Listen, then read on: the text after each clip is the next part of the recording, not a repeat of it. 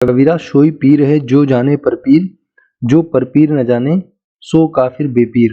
Hello friends, नमस्कार। हिंदी का जो हम लोग प्रैक्टिस कर रहे थे उसी प्रैक्टिस में आगे हम लोग यहाँ पे देखेंगे। जैसा कि हमने आपको पहले ही बताया था कि जो ये हम लोग प्रैक्टिस करेंगे यहाँ पे अनेक शब्दों के लिए एक शब्द जिसको इंग्लिश में वन वर्ड सब्स्टिट्यूशन कहा जाता है उसको पढ़ते हैं। और मैंने पहले ही कहा था कि 4-5 वीडियो होंगी और उसमें आपका पूरा ये कंप्लीट टॉपिक खत्म हो जाएगा। आपको कहीं से नहीं पढ़ना पड़ेगा क्योंकि मैंने पहले ही आपको बताया था कि मार्केट में बहुत गलत किताबें दी गई हैं। तो ये काफ़ी परफेक्ट किताब है जो देख सकते हैं आप पीसीएस में, आईएएस में यहाँ से क्वेश्चन बनते हैं। तो ये बढ़िया किताब है, काफ़ी अच्छी किताब है, मानक किताब है डॉक्टर महेंद्र नाथ पांडे जी की।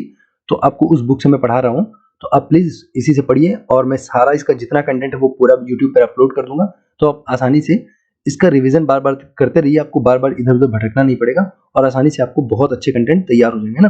तो ठीक है, मैं हूँ प्रदीप त्रिपाठी, स्वागत करता हूँ आप सभी का एसडीएमएम एजुकेशनल सोसाइटी पे।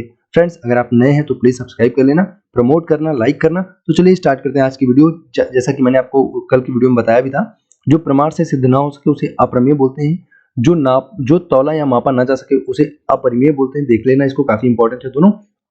फिर लिखा जो समय पर ना हो, ये भी मैंने आपको कल बता दिया था, असामयिक हो जाएगा। जो समय पे ना हो असामयिक हो जाएगा, कोई दिक्कत नहीं है, ठीक है।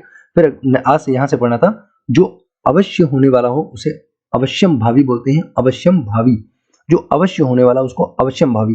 इस तरह के शब्दों का रामायण वगैरह में प्रयोग करते थे। हे ब्रह्मदेव, क्या इस समस्या का कोई निदान नहीं है? तो ब्रह्मदेव क्या बोलते थे? इस समस्या का कोई निदान नहीं है वत्स, ये अवश्यम भावी है, ये होकर रहेगा, ये विधि का विधान है।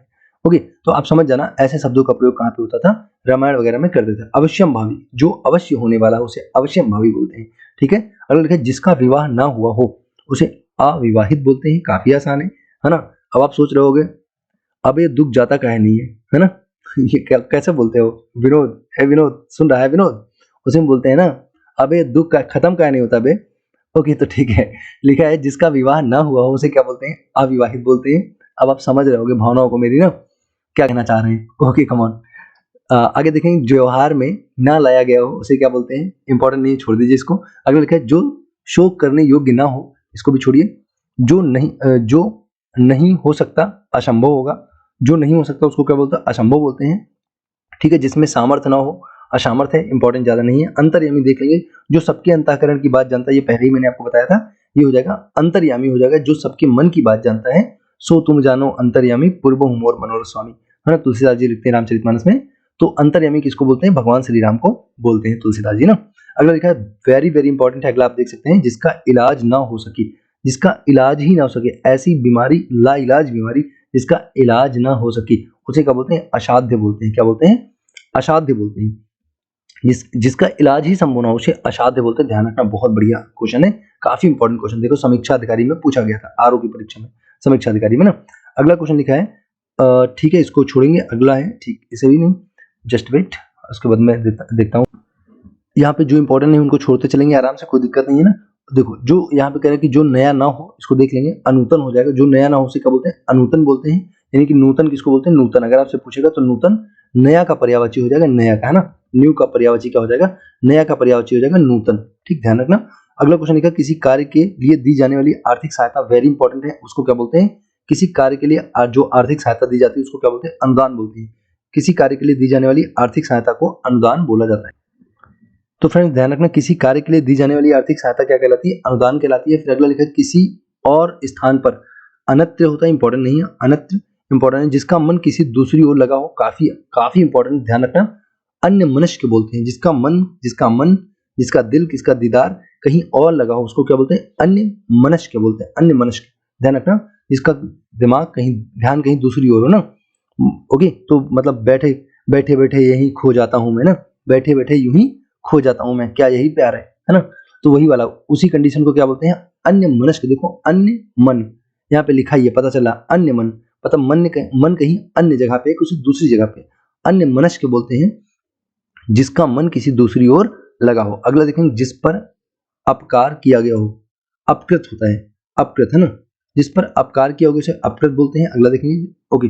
नेक्स्ट लिखा है कि आवश्यकता से अधिक धन को ग्रहण ना करना क्या कहता है? क्या कहलाता है? अपरिग्रह कहलाता है। तो देखेंगे अपरिग्रह, आवश्यकता से अधिक धन को ग्रहण ना करना। देखो आप जब जैन धर्म को पढ़ते हो तो वहां पे बताया जाता है आपको कि उनके जो 5 महाव्रत थे उसी में से एक अपरिग्रह था। उसका मतलब था आवश्यकता से अधिक धन को ग्रहण न करना और चोरी ना करना, उसमें ये भी था। तो अपरिग्रह का मतलब है कि आवश्यकता से अधिक धन को ग्रहण न करना, मतलब आवश्यकता का मतलब जैसे आपको 25,000 सैलरी मिल रही है तो आप कोई लेके आया कि लो 15,000 ले लो मेरा ये काम करो, तो आप कहोगे नहीं भाई ये चोरी वाला काम, आवश्यकता से अधिक हम धन को ग्रहण नहीं करेंगे। इस कंडीशन को अपरिग्रह बोलते हैं। जैन धर्मों के 5 व्रतों में से एक व्रत अपरिग्रह था ना, सत्य अहिंसा अस्तेय अपरिग्रह और ब्रह्मचर्य। सत्य अहिंसा अस्तेय अपरिग्रह और ब्रह्मचर्य आप सबको मालूम भी होगा, जैन धर्म के ये 5 महाव्रत थे। ठीक है, अगला देखेंगे। नेक्स्ट लिखा है कि सामान्य या व्यापक नियम के विरुद्ध क्या कहलाता है। सामान्य या व्यापक नियम के विरुद्ध अपवाद, आप जानते हो अपवाद किसे बोलते हैं, जो सामान्य नियम के विरुद्ध होता है, सामान्य नियम के विरुद्ध होता है उसे अपवाद बोलते हैं, आप समझते हो। फिर लिखा अपव्ययी। अपव्ययी क्या होता है, जो ज्यादा खर्चा करता है। कैसे खर्च ज्यादा करता है, व्यर्थ या अनुचित खर्च करने वाला, आवश्यकता से अधिक खर्च करने वाला क्या कहलाता है, अपव्ययी। और जो आवश्यकता से कम खर्च करता है उसे क्या बोलते हैं, मित व्ययी बोलते हैं, मित व्ययी। ठीक है, उसे मित व्ययी बोलते हैं। तो जो आवश्यकता से कम यानी कि बहुत कंजूस होता है, मक्खी चूस टाइप का आदमी, उसे मित व्ययी बोलते हैं। और जो आवश्यकता से ज्यादा खर्च करेगा उसे अपव्ययी बोलेंगे। अगला क्वेश्चन देखेंगे, जिसका अंग दुरुस्त ना हो उसे क्या बोलेंगे, उसे अपंग बोलते हैं, आप जानते हो। उसे अपांग, इसकी स्पेलिंग देख लेना, अपंग नहीं अपांग होती है। ठीक है, और या फिर विकलांग नहीं, अब तो क्या बोला जाता है, दिव्यांग बोला जाता है ना, तो काफी ज्यादा इंपॉर्टेंट है नहीं, आप छोड़ सकते हो और जानते भी हो, आपको इसमें दिक्कत नहीं है। अगला देखिए, जिसके पार किसी वस्तु को देखा ना जा सके, इंपॉर्टेंट है, पूछा जाता है, क्या हो जाएगा, अपारदर्शी हो जाएगा। आप जानते भी हो अपारदर्शी, जिसके आर पार ना देखा जा सके। जो पहले हुआ हो उसे अपूर्व बोलते हैं, और जो पहले ना हुआ उसे अभूतपूर्व बोलते हैं। जो पहले ना हुआ हो उसे अभूतपूर्व बोलते हैं, और जो पहले हुआ उसे क्या बोलते हैं, अपूर्व बोलते हैं, ध्यान रखना। अगला देखेंगे, अगला लिखा हुआ है कि जो अभी प्रकाश में ना आया हो, जिसका प्रकाशन ना हुआ हो, ये बताना आपको, तो बिल्कुल अप्रकाशित हो जाएगा। और अगला लिखा है, जिस, काफी आसान है, कोई दिक्कत नहीं इसमें, जिसकी पहले से कोई आशा ना की गई हो, ये बहुत इंपॉर्टेंट है, इसे बोलते हैं अप्रत्याशित। अप्रत्याशित होता है जिसकी पहले से आशा ना की गई हो। और एक होता है आशातीत। तो आशातीत जो होता है ना, उसको ध्यान रखें, आशातीत, आशातीत है ना। आशातीत क्या होता है, आशातीत होता है आशा से अधिक हो जाता है कोई चीज, कोई उम्मीद से ज्यादा हो जाता है। जैसे आपने परीक्षा दी हो, आप सोच रहे हो कि इस बार तो मैं पक्का पास हो जाऊंगा, जरूर पास हो जाऊंगा, और पता चला आप पूरे पूरे यूपी को आप टॉप कर गए। आप बस सोच रहे हो कि इस बार मेरे पक्का 75% तो जरूर नंबर आएगा, और आप 95% नंबर ले आओ, पूरे यूपी को टॉप कर गए, तो उसे क्या बोलते हैं, आशातीत बोलते हैं। आशा से बहुत ज्यादा, आशातीत। और अप्रत्याशित क्या होता है, जिसकी पहले से कोई आशा ना की गई उसे बोलते हैं अप्रत्याशित बोलते हैं। तो दोनों ध्यान रखना, बहुत इंपॉर्टेंट है। अगला क्वेश्चन है, जिसमें कोई बाधा या रोक टोक ना हो उसे अबाध बोलते हैं। अबाध है ना, अबाध होते हैं तो जिसमें कोई आशा या, और देखो अभी थोड़ी देर पहले मैंने आपको अगाध बताया था, अगाध, अगाध, अगाध बताया था। अगाध का मतलब था, अगाध का मतलब था बहुत गहरा, जिसका था ना लगा, अथाह या अगाध बताया था ना। अगला देखेंगे, जस्ट वेट, हाँ देखेंगे, जो पुरुष अभिनय करता हो, तो बिल्कुल आप सभी इसको आसानी से बता सकते हैं, अभिनेता हो जाएगा। जो स्त्री अभिनय करती हो, अभिनेत्री हो जाएगी। हाँ, एक्टर और एक्ट्रेस हो जाएंगी। ठीक है, जो किसी अल्पवयस्क या अनाथ बच्चे की देखरेख करता है उसे अभिभावक बोलते हैं, है ना। अल्पवयस्क या अनाथ बच्चे की देखरेख करेगा उसे अभिभावक बोलेंगे। आसान है, कोई दिक्कत नहीं है। जो भेदा ना जा सके, अभेद्य होता है। अभेद्य जैसे बोलते कई बार कोई किला होता है उसे अभेद्य किला, जैसे आपको मालूम है ना, शेरशाह सूरी की जब मृत्यु हुई थी, कैसे, कलिंजर अभियान के दौरान, कलिंजर अभियान, तो वो कहते कि वो किला कैसा था, अभेद्य किला था, उसमें तोप का गोला पड़ा और वापस आके उसी को लग गया, शेरशाह सूरी को मर गया ना। तो ओके, सासाराम। तो अभेद्य किला किसका हो जाएगा, तो किला नहीं बताना, आपको यही बताना है कि जो भेदा ना जा सके उसे क्या बोलेंगे, अभेद्य बोलेंगे। और उसके बाद लिखा है जो 6 महीने में होते हैं, आसान है, अर्धवार्षिक हो जाएगा। अलौकिक ध्यान रखेंगे, इंपॉर्टेंट है। अलौकिक की अगर हम बात करें काफी इंपॉर्टेंट हो जाएगा। यहाँ पे लिखा जो इस लोक में संभव ना हो, यानी कि जो इस लोक से संबंध न रखता हो, ऐसे बोल सकते हो, वो अलौकिक होगा, वो दूसरे लोक का हो जाएगा। जो इस लोक से संबंधित ना हो, जो इस लोक में संभव ना हो, वो अलौकिक है। जैसे कोई कोई खतरनाक टाइप का काम करता है तो बोलते हैं यार इसके पास इतनी अलौकिक शक्ति कहाँ से आ रही। अलौकिक का मतलब इस लोक में तो ऐसी शक्ति पॉसिबल नहीं है, इस टाइप का पावर इस लोक में तो संभव नहीं है, ये कोई अलौकिक शक्ति है जो ऐसा कर जा रही है ना। तो जो इस लोक में संभव ना हो उसे अलौकिक बोलेंगे। Getting it, okay. फिर आगे देखेंगे, जिसका अस्तित्व अल्पकाल के लिए रहे उसे अल्पकालिक बोलते हैं। जिसका अस्तित्व अल्पकाल के लिए हो उसे अल्पकालिक बोलेंगे। जिसे मारना उचित ना हो, जिसे मारना उचित ना हो उसे क्या बोलेंगे, अवध्य बोलेंगे। वध, वध करना होता है ना, मारना, तो जिसको मारना उचित ना हो उसे अवध्य बोलेंगे। ठीक है, अगला देखेंगे, नेक्स्ट क्या हो जाएगा, जस्ट वेट। ठीक है, अगला तो ये जिसको मारना उचित ना हो उसे अवध्य बोलेंगे। ओके, तो ये वाली वीडियो को इसी पे एंड करते हैं, और थोड़ी सी इसमें ऐड करनी होगी मुझे, 2-3 मिनट की वीडियो। तो चलिए और आगे की स्टार्ट करते हैं, इसका यहीं पे एंड करते हैं। तो चलिए फ्रेंड्स दोबारा से स्टार्ट करते हैं। वो वहाँ पे उसका एंड हो गया था, जस्ट वेट। हाँ, हम बोल रहे थे कि जिसे मारना उचित ना हो उसे अवध्य बोलेंगे, ठीक है। जिसे मारना उचित ना हो उसे अवध्य बोलेंगे। फिर अगला देखेंगे, जिसका जन्म छोटी, वेरी वेरी इंपॉर्टेंट है, बहुत इंपॉर्टेंट है। जिसका जन्म छोटी जात में हुआ हो, जिसका जन्म निचली जात में हुआ हो, उसे क्या बोलते हैं। देखो ये सब कॉन्सेप्ट, ऊंची जात निचली जात के कॉन्सेप्ट हुआ करते थे वैदिक काल में। ओके, तो उसकी अगर हम लोग बात करेंगे यहाँ पे तो उसे अंत्यज बोलते हैं। क्या बोलते हैं? अंत्यज बोलते हैं। तो इसको ध्यान रखना, बहुत इंपॉर्टेंट, काफी पूछा जाता है। जिसका जन्म निचली जात में हुआ, छोटी जात में हुआ, निचले वर्ण में हुआ, उसे क्या बोलेंगे? अंत्यज बोलेंगे। ओके, और जो ऊंचे कुल में जन्म उसे कुलीन बोलते हैं। कुलीन, उसे क्या बोलते हैं? कुलीन बोलते हैं। जो ऊंचे कुल में जन्म लेता है उसे कुलीन बोलते हैं, और जो निचले वर्ण में जन्म लेता है उसे अंत्यज बोलते हैं, अंत्यज। और एक होता है अंत्यवासी। अंत्यवासी, एक क्या होता है? अंत्यवासी। अंत्यवासी का मतलब होता है ऐसा व्यक्ति जो गुरु के समीप रहकर शिक्षा ग्रहण करता है। जो गुरु के समीप रहकर शिक्षा ग्रहण करने वाले व्यक्ति के लिए क्या यूज करते हैं? ऐसे स्टूडेंट के लिए क्या यूज करते हैं? अंत्यवासी यूज करते हैं, ठीक है। तो अंत्यज होता है निचली वर्ण में जन्म लेने वाला, और कुलीन होता है ऊंचे कुल में जन्म लेने वाला। अगला देखेंगे फ्रेंड्स, किसी पद के अंतिम अक्षर से बनाया गया नया पद या आरंभ करने का खेल। आप सबको पता है अंत्याक्षरी आप सब खेलते हो, है ना।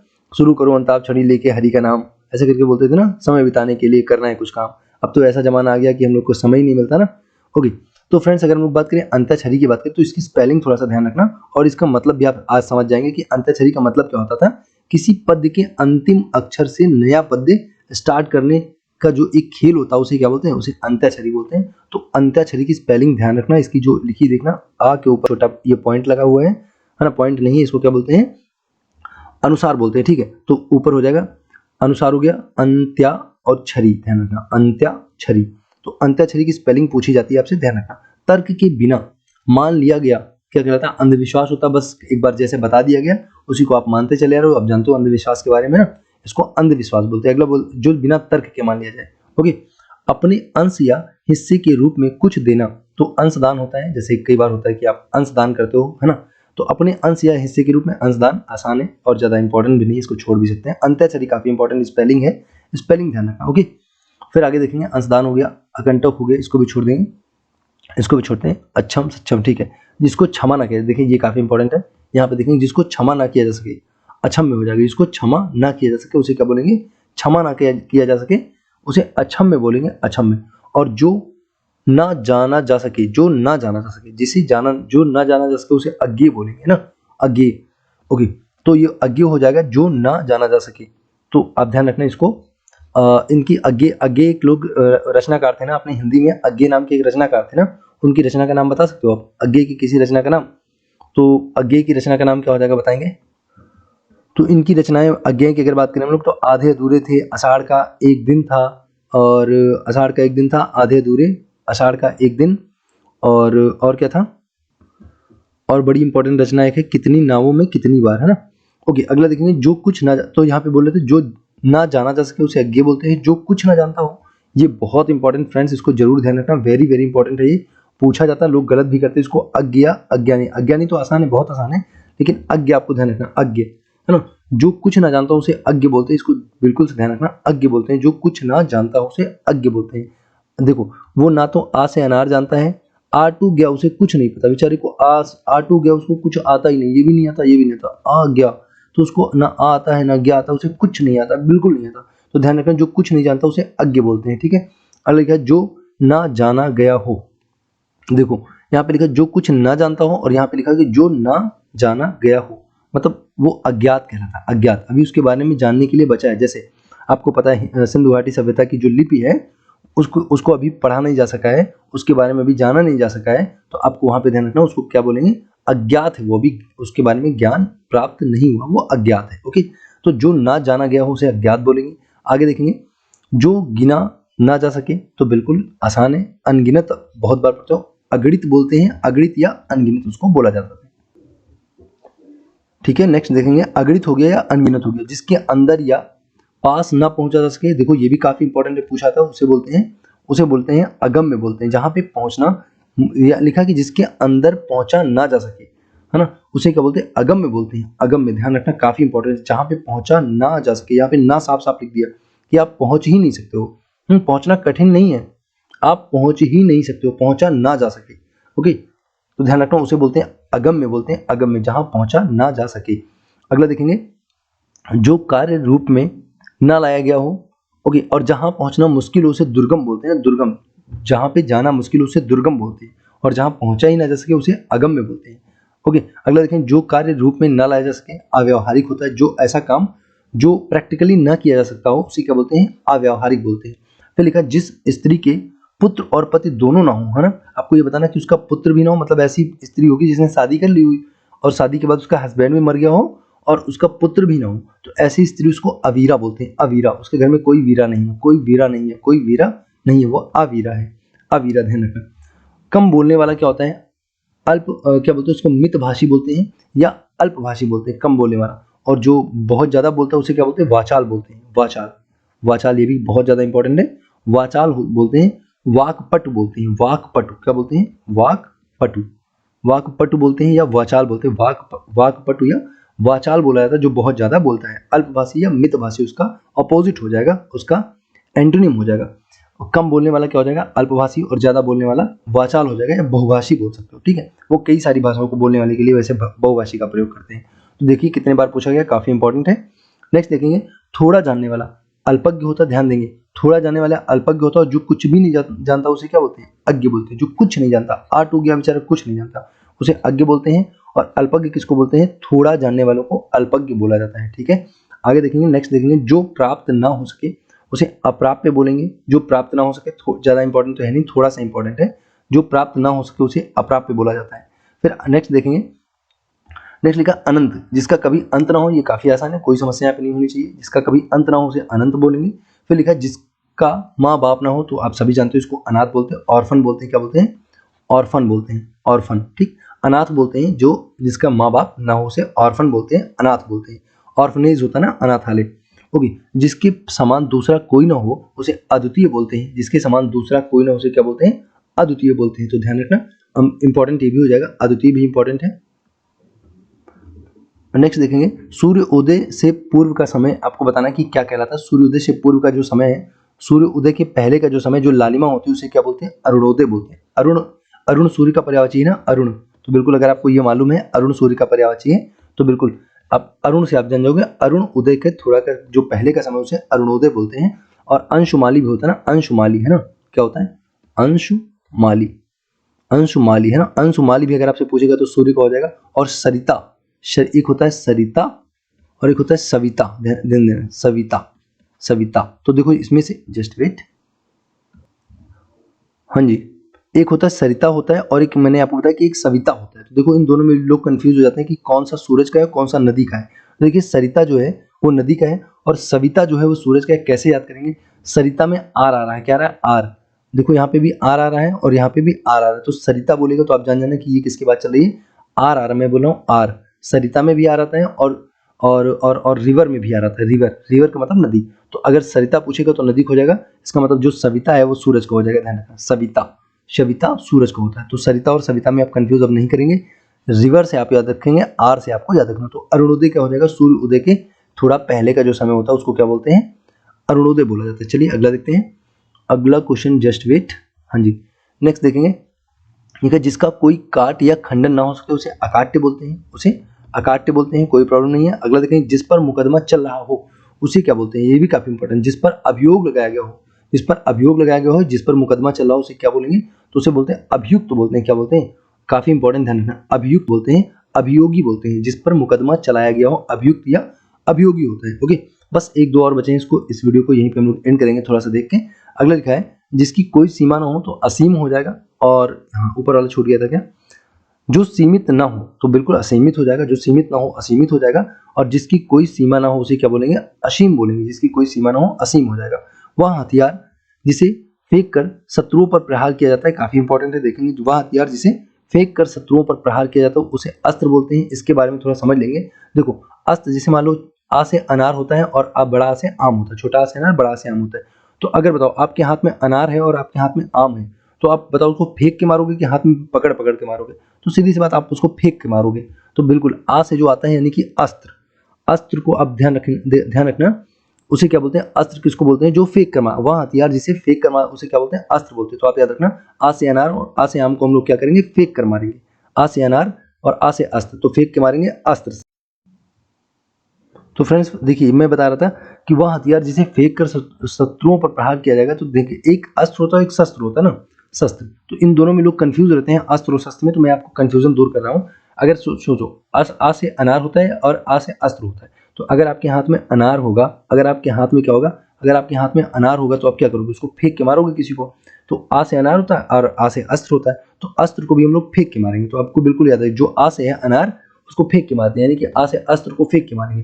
इसका मतलब जो दूसरा बच जाएगा सा से, तो उसको हम लोग क्या करेंगे, उसको हम लोग हाथ में पकड़ के चलाएंगे। जैसे तलवार हो गई, त्रिशूल हो गया, जो भी है, उसको जिसको हाथ में लेके हम लोग चलाते हैं उसे क्या बोलते हैं, उसे शस्त्र बोलते हैं। तो बिल्कुल आपको एक याद रहेगा आ वाला, तो आपको वो शस्त्र भी याद आ जाएगी, जो हाथ में पकड़ के जिसका यूज किया जाता है, चलाया जाता है। अगला देखेंगे, नेक्स्ट लिखा हुआ है कि जो दिया जा सके और जो दिया ना जा सके इंपॉर्टेंट नहीं है, छोड़िए इसको, जस्ट वेट।